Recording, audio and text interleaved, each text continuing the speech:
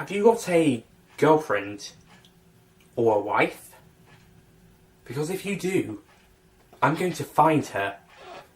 I'm going to fuck her.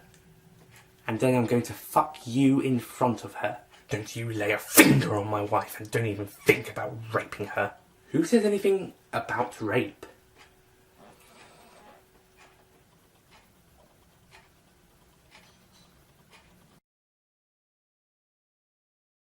Ethan, what's going on? Don't worry, Jules, it's all going to be okay. You remember that I said I was going to fuck her and then fuck you in front of her? Yes. Well, I've changed my mind. I'm going to fuck you both at the same time in a threesome. So, into the bed now. Come on. Wait, what's happening? Well, Jules, we've got to go and do a threesome in the bed now. What? Sorry. Oh, so long as we don't die. Come on. Woo!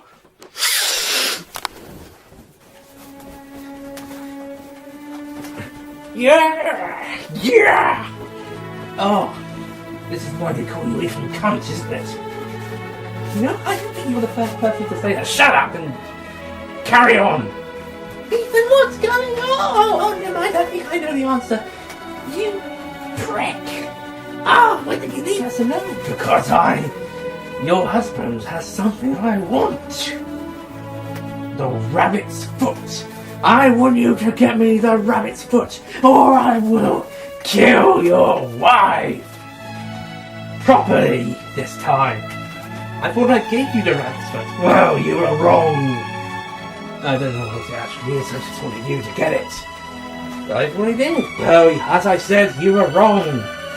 Oh no!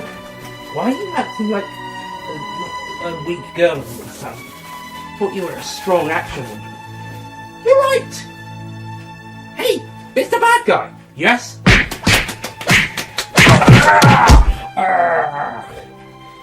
That's my girl.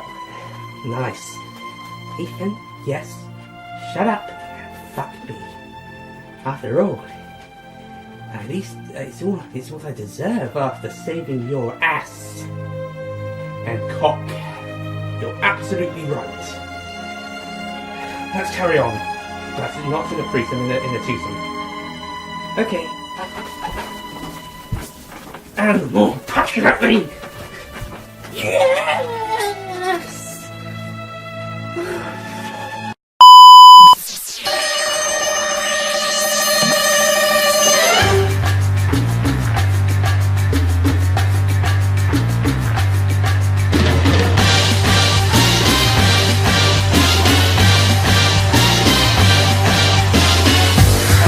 Gentlemen, Nick here, and welcome to my review of Mission Impossible 3. Which also, this is the picture from that son. Yeah, very small picture on the back, by the way. Mission Impossible 6 film collection box set.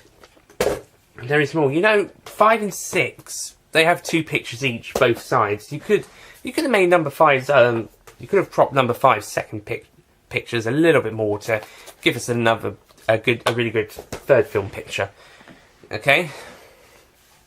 How you put number 2 on really on the corner of the front, and gave number 6 an even bigger corner at the top. But anyway, film Mission Impossible 3. I think it's a really good film. I think it's, in terms of a plot, step up from the second film, because the second plot, it kind of is the least Mission Impossible film of the series. Whilst number 3 tries to do something a bit more of akin of a typical spy film. One felt like a kind of a mix between typical spy film, but with Mission Impossible show elements. And I think number 1 is the closest to the original show in that respect. But in terms of trying to give us a great spy thriller, I think number 3 so far, I think 3 is the most spy thrillery, but it's recapturing some of that Mission Impossible 1 and former show elements in there, certainly more than the second film did, which was more, I think number 2 is more of a fun, campy Mission Impossible film rather than the more serious spy thrillers that the rest are. that being said, this film also still doesn't quite have the same feel as the first one. I think it's because different feel per director, up to 5, and then similar feel for the same director on the following films. But also we've also kind of got a similar type of action thriller style throughout here, a 12 rated action spy thriller adventure throughout the rest of the movies. That was different from the previous two. Well, the first one was a PG and the second one was a 15, although on the Blu-ray the first one was a 15 for some reason. Must be due to extras. But their action and violence was a little bit different to 3, 4, 5, 6's, which is a bit more typical action for spy thrillers.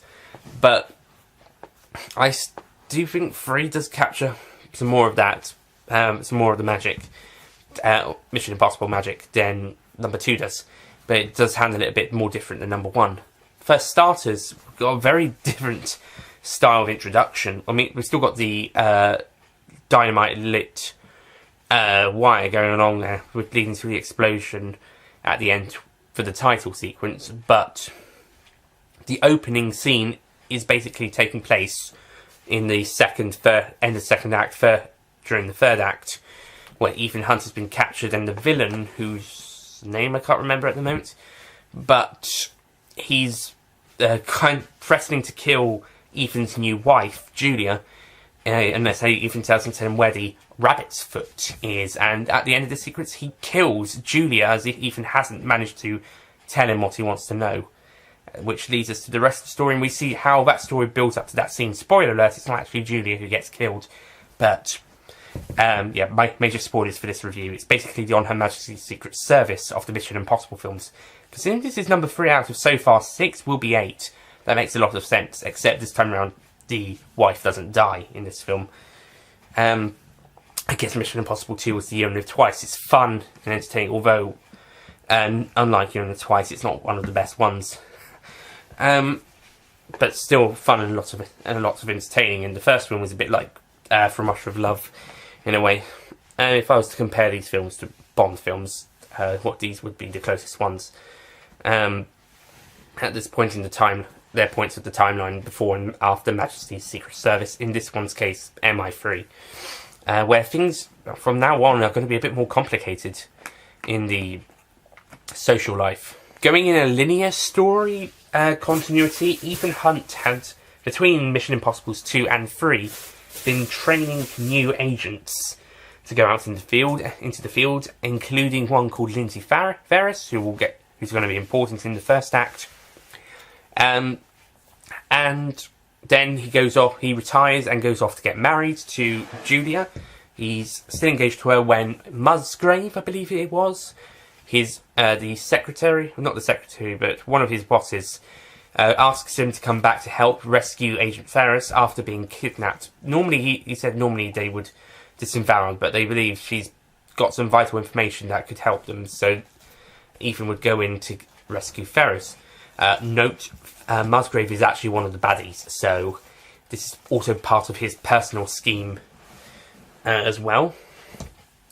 So Ethan, along with Vig Raines' returning Luther, and 2 new characters, one played by Maggie Hugh, who's going to be a villain in Die Hard 4 after this, and the other I don't remember, but the other guy.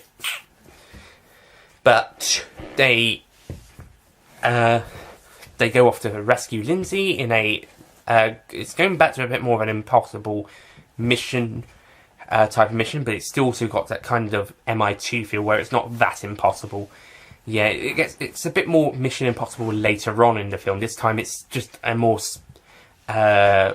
realistic version of MI2's, but not quite impossible missions like in the first film.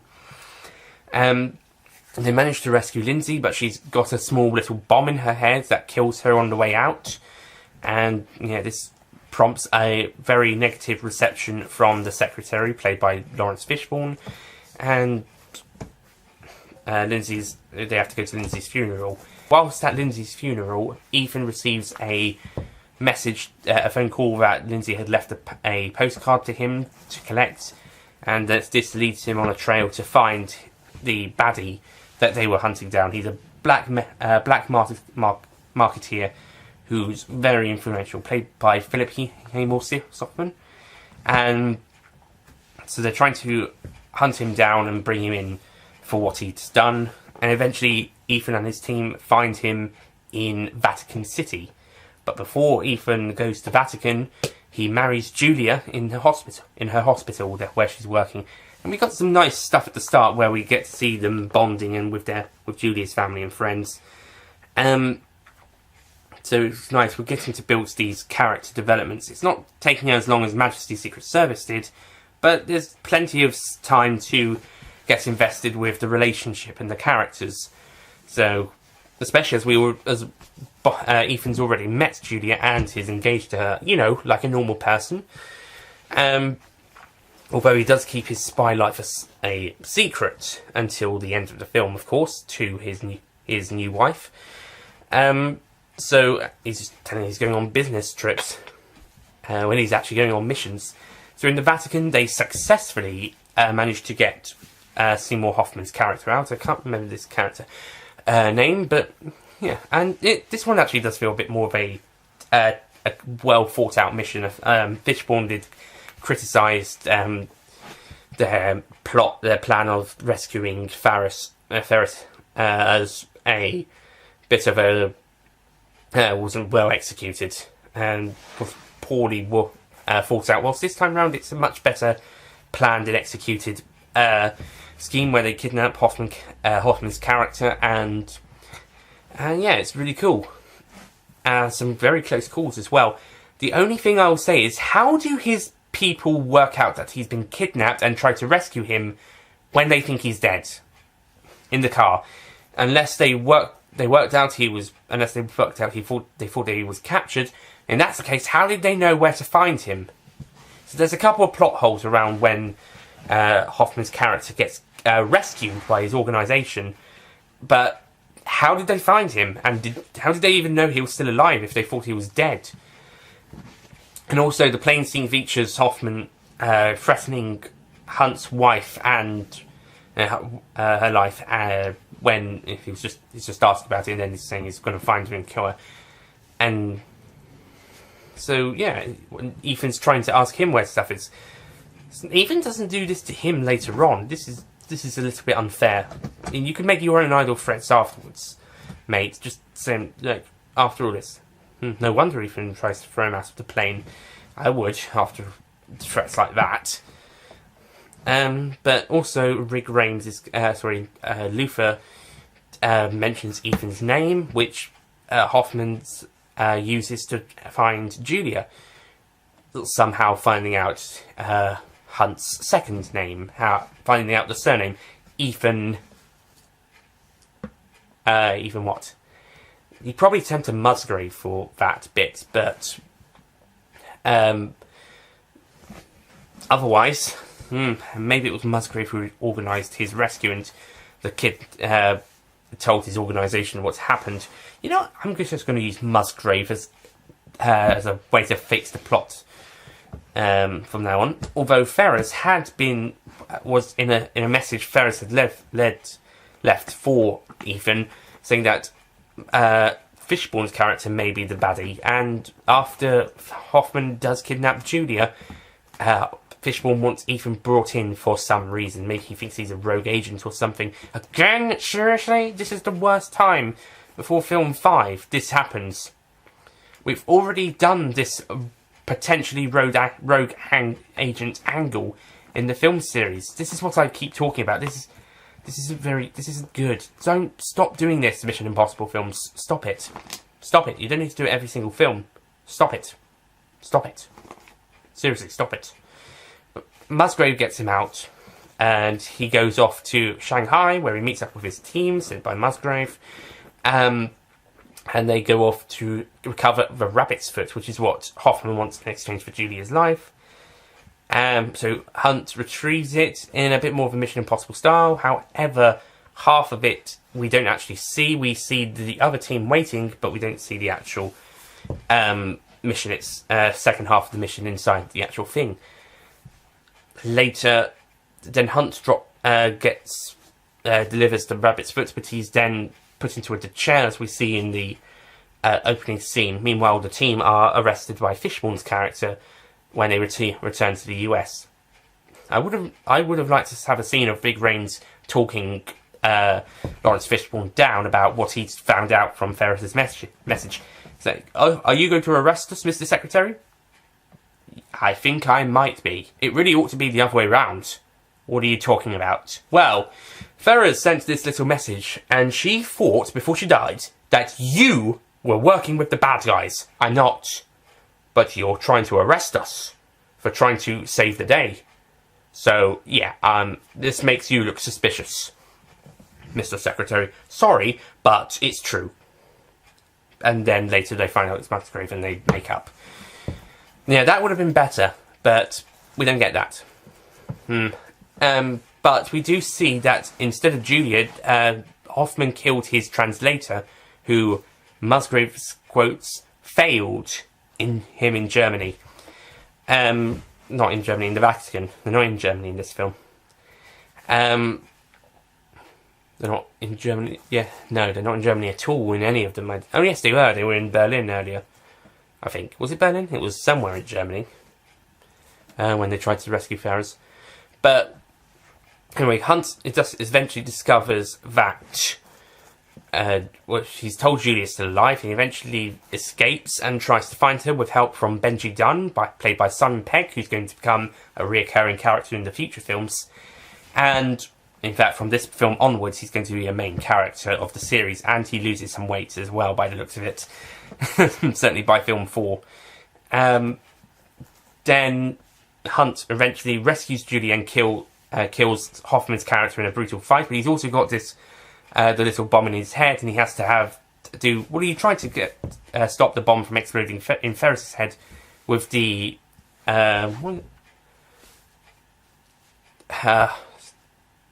heart starter thing. Can't remember what it's called, but he uses that.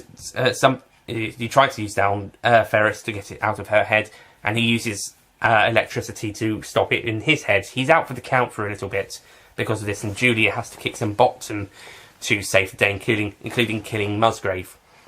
And in the end, after Ethan's managed to stop the bomb from exploding in his head, and Julia saves him with her nursing skills, they have a little talk in Shanghai and eventually go back home. Fishburne thanks him and makes up to him after everything, and after greeting everybody at back at base, the other members of the team and Benji, Ethan and Julia then go off to have their honeymoon, and that's Mission Impossible 3. A really great ending for that film. I'm glad Julia survived. I'm actually really glad about that. Okay, Mission Impossible 3. As I've mentioned, there's a couple of plot holes. Some of them you could probably put down to Musgrave was probably behind it. Musgrave was probably said or did something, but besides that, it's pretty.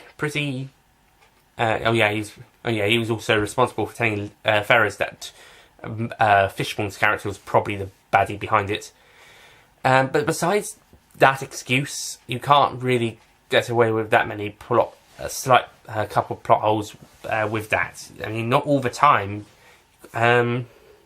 without explaining it anyway. The acting is great. I think everyone does a great job, and I think Tom Cruise keeps improving his acting each time. I think the same for Big Rains. I think Simon Pegg will improve in the later films, but for his first outing, it's a pretty good for a small cameo small role. Lawrence Fishburne is probably the best secretary at this point. Musgrave is also a very good second villain after Hoffman, who is a good first villain. He does a good job. I think Michelle Monaghan actually is at her best in this film as Julia. And the two side ones, whilst we don't know that much about them, are pretty. The actors do very good, and the character is actually quite fun to follow.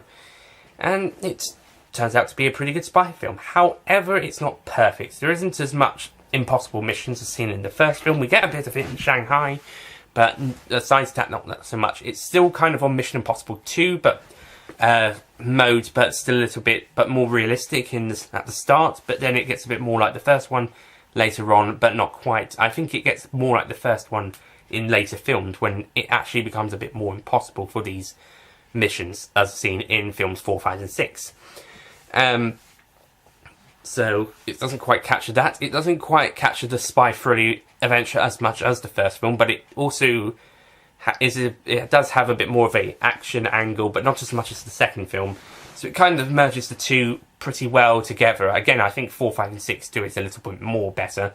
But for basically the blueprint of the Mission Impossible film series afterward, or at least the films that followed, it does a really good job. Whilst the first one is very much like a film version of the show, and the second film is basically, if it was an all-out action film, this film basically is taking the elements from that show with some elements and the first film, and some elements from the second film, and then merging them into a blueprint of the rest of the series.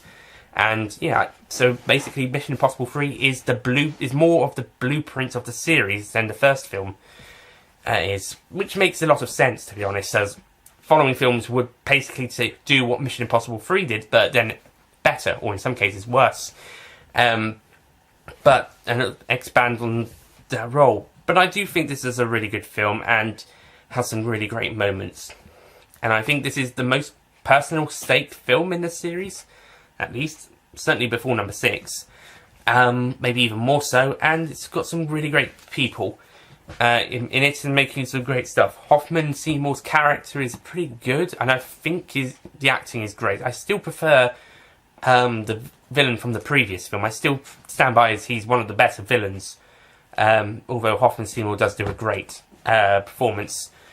We'll definitely get a better villain later on in the series, but maybe some better villains as well, but not all of them. I think number 4 is probably the weakest, but that's the next one I have to watch, so we'll see. But certainly at this point, Mission Impossible 3 is a very good and enjoyable spy thriller. I didn't have as much fun with it as I did with the first film on the rewatch, strangely. I think the first one just captured the original show just really well, so much that when number 3 comes around, when it's trying to develop this new angle, doesn't quite hit the mark. But when 4, 5 and 6 happened, then I'm a bit more used to it, and even though I saw number 3 last out of all of them originally, maybe it's because I already saw 4, 5 and 6, then maybe that's why. But overall, it's still a really good film, really entertaining, and it's basically what we needed after the over-the-topness of Mission Impossible 2. It needed a bit more of a groundbreak, back down to earth adventure. It's basically the Few Eyes Only to Moonraker, in a way. Except Mission Impossible 2 isn't as silly as Moonraker, but it's the back down to earth adventure that we needed for Mission Impossible before we move on to a more blueprinted version of the series, but also taking those elements from the first film in the show, but also doing something a bit of action-packed-y. And so, yeah, I think we needed this film before we could do anything more like the original show again, or following this new blueprint and develop the new blueprint for the rest of the film series. So I'm going to score Mission Impossible 3 a 8 out of 10.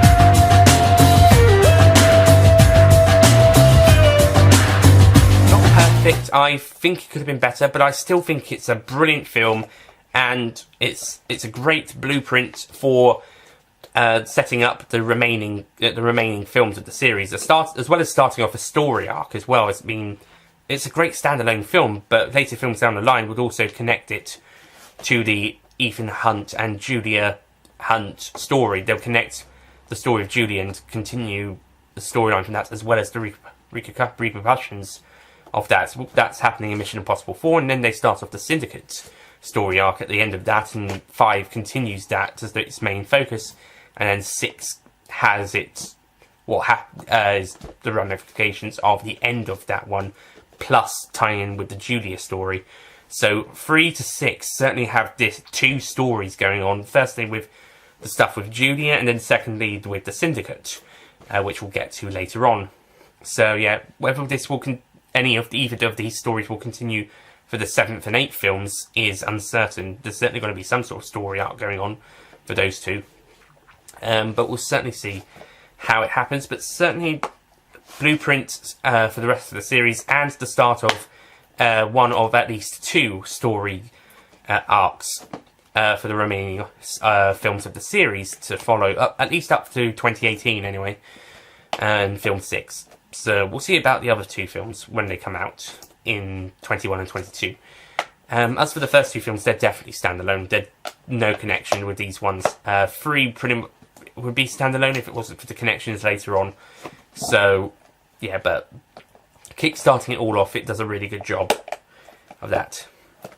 So that's it from Mission Impossible 3. That was very good, but I don't think it's as good as the first one. I just really liked the first one on a rewatch, and how great of a spy thriller that was, and capturing the elements of the show, even though I haven't seen the show, but I could probably get a taste of it from that first film, more so than probably any of the other films, to be honest. But I do think there are some films of this series that I believe are better than the first film. We'll have to go, well, we'll see when I rewatch 4. 5 I think is weaker than all of them because of a subplot that I really don't like. If it wasn't for that, then it'd probably be about halfway, maybe even better than 4. Otherwise it'd be halfway on my list, and 6 is my favourite of all time. At the moment, at least. We'll see with the rewatch, but definitely looking forward to rewatching that. Until then, we've got to rewatch Mission Impossible 4. Or Mission Impossible Ghost Protocol. Yeah, they start calling it Mission Impossible insert title here, as opposed to Mission Impossible insert number here, whether in Roman numerals or actual numbers. So yeah, I would have rather if they just stuck with 4, 5, 6. Oh well. So anyway, that's it from me. Thank you for watching, and I'll see you guys next time for Mission Impossible Ghost Protocol. Well, that's the next Mission Impossible film anyway. I'll see you guys next time for whatever's next. Goodbye.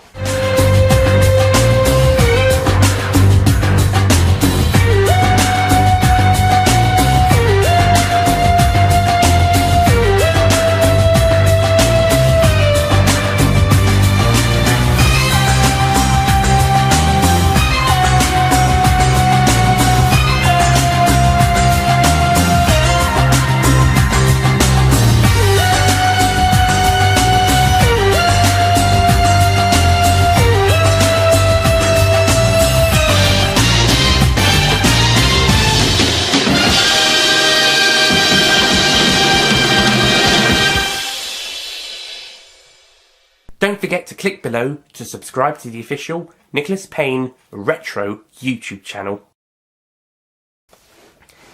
Fucking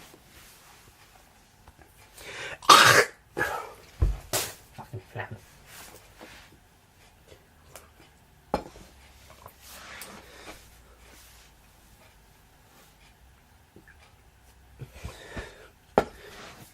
But whilst he's there, it really ought to be us doing it.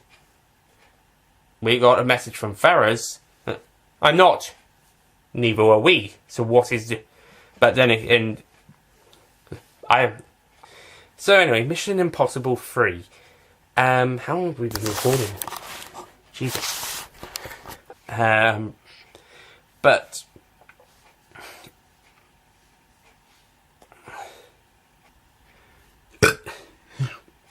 Fucking burps.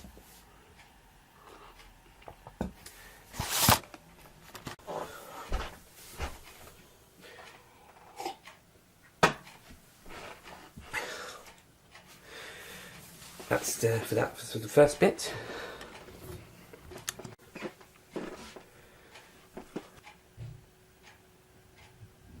Come on then.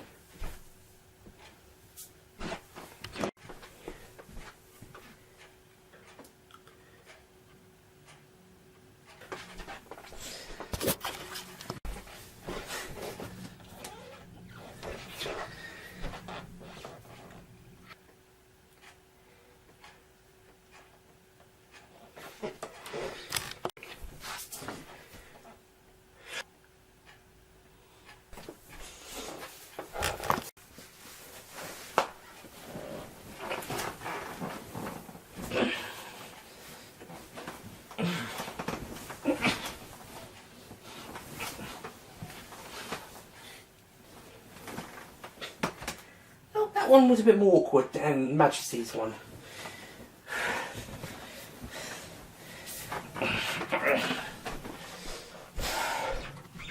This is for the Mission Impossible 3 sketch, by the way, people. Take 2. Action. How about walking? No. Action.